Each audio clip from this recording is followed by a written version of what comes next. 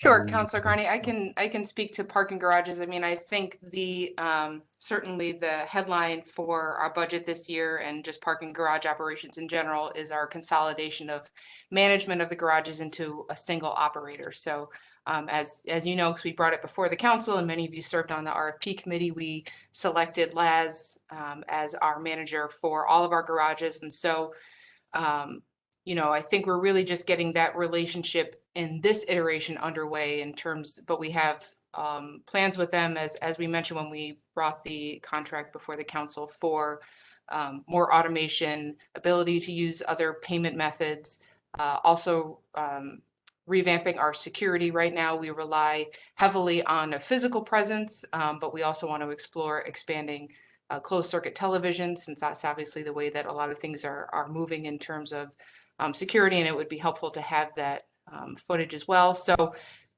we also have a number of ongoing capital projects, which Pat can speak to if councilors have question on it, but we're just really looking forward to having a single operator, which we think will help streamline a lot of the processes and also help us really get and we've been working with Commissioner O'Connor in finance to really get a better handle on what exactly does it cost us to own and operate these garages.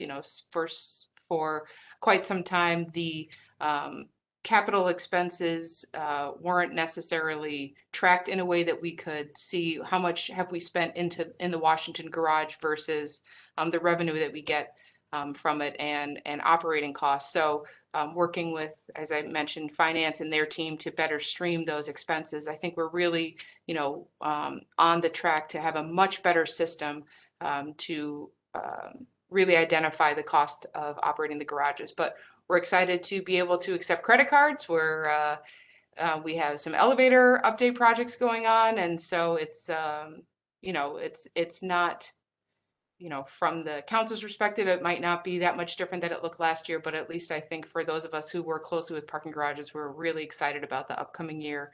Not only the relationship with Laz, but also the capital projects that we're working on as well. So I'm happy to answer any questions that anyone might have. Yeah, so Corey, I guess my first question is just, is that, I guess the plan is, so we've streamlined it, we've given one group sort of control to supervise all the garages. I know in the past we've talked about selling them off or doing other things, but is that the plan going forward to allow this group to manage, or are we looking to get more information based on, letting one group sort of oversee everything, collect that data, and then sell them? Like, what's the plan going forward?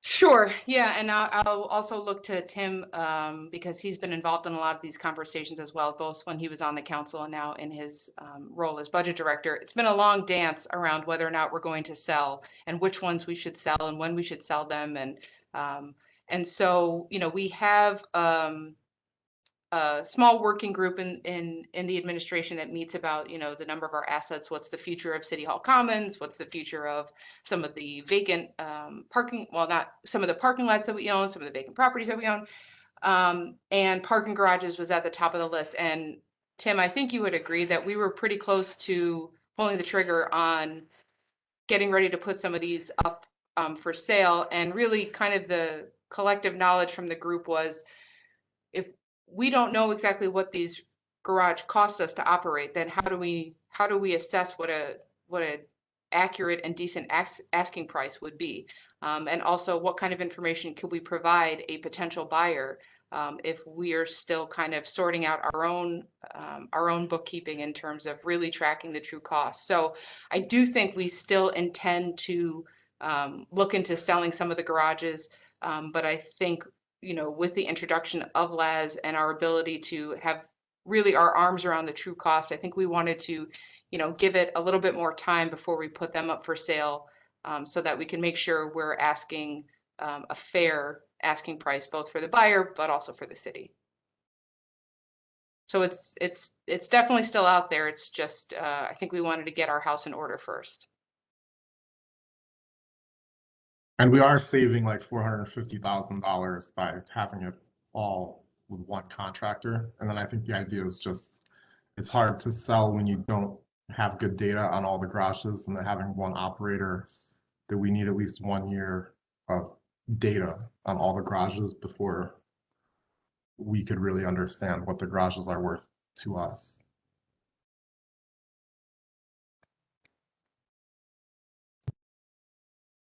Okay, great, thank you. Are there any other questions from my colleagues? Well, I imagine the worth, what they are worth to us. We're not talking just in financial terms, obviously. We're talking about, the future of downtown, how people work, all that other stuff. So I think it's sort of COVID's thrown a wrench into like the thought of selling any of these. And I imagine what COVID also is an impact, so the revenues aren't really accurate to their value, which right, probably isn't the best time to sell a garage. right. What is, as far as I can't remember, did all these were these when we issued bonds for these garages, we all issued for were they bonding for different garages, obviously, or how'd that work out? I believe so. I I mean, think just by the fact that they were built at different times, I think they were all, I think the latest one we had was the Washington Street garage is the latest garage that the city owns. I was thinking about repairs and all that. Do we bond for repairs to it? Yeah, So they're all different times, all different depth service, all sorts of. So we're obviously putting that all in the equation too, right?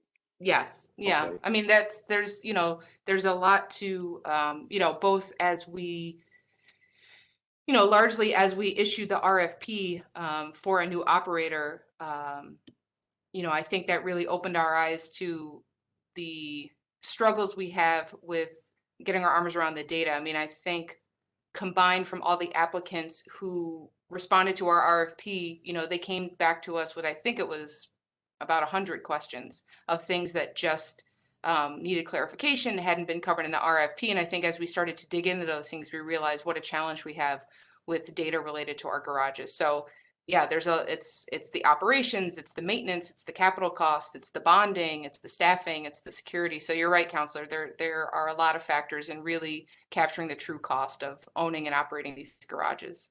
I mean, and evaluating And the softer costs, Right, exactly. So I mean, it's not something I think that should happen overnight. Obviously, I mean, we don't. And just, do we question the idea that the city should control parking in the downtown area or not? So Sure.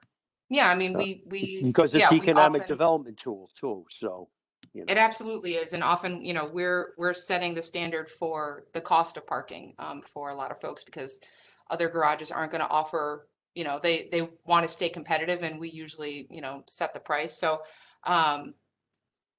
obviously we knew that if we were to come before the council to sell one of the garages and the question was how much does it cost us to operate it, and our answer was it's complicated. We knew that wasn't really going to go very far. So I think we'll be, as Tim alluded to, I think we'll be in a much better place a year from now to really assess, the hard costs, but also to your point, Counselor, even if we were able to get a certain price for this garage, is it really in the city's best interest and in, downtown's best interest, economic development, residents, does it really make sense? And so those are conversations that once we're ready to have them, we're eager to have with the council.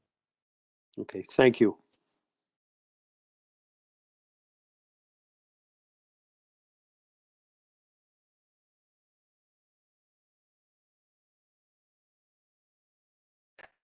Any further questions from colleagues?